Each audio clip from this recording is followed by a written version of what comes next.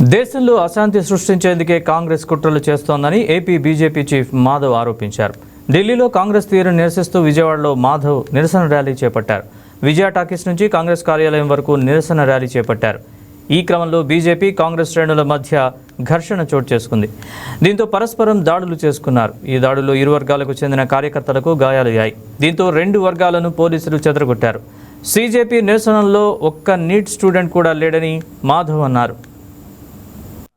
నిన్న జరిగిన ఏదైతే నరేంద్ర మోడీ గారి ఇంటి పైన రాహుల్ గాంధీ, మల్లికార్జున ఖర్గే, ప్రియాంక గాంధీ దాడి చేశారో ఆ దాడి ద్వారా మనకు ఒక విషయం తెలిసింది.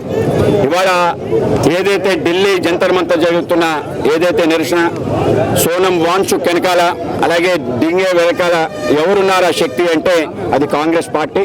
అన్ని బొద్దింకల కన్నా పెద్ద బొద్దింక ఇవాళ రాహుల్ గాంధీ బయటకు రావడం జరిగింది. ఆయన ఇన్నాళ్ళు దాక్కున్నాడు. ఈ యొక్క నిరసన స్టూడెంట్స్ యొక్క నిరసనగా తెలియజేశాడు. కానీ నిజంగానే అక్కడికి వెళ్ళిన పత్రికా విలేకరులకి ఒక్క నీట్ రాస్తున్న స్టూడెంట్ దొరకలేదు. మొత్తం ఢిల్లీ వ్యాప్తంగా ఉండే లెఫ్టిస్ట్ పార్టీ సంబంధించిన యూనియన్ లీడర్స్ అక్కడ కనిపించారు.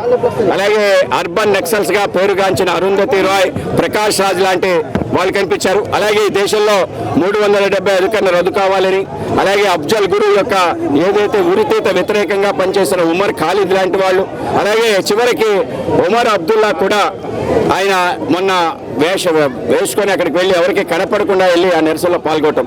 వీళ్ళందరి యొక్క ఆలోచన ఏంటంటే ఏదైనా ఒక సాకు చూపించి దేశంపై దాడి చేయాలని. ఇవాళ సాకు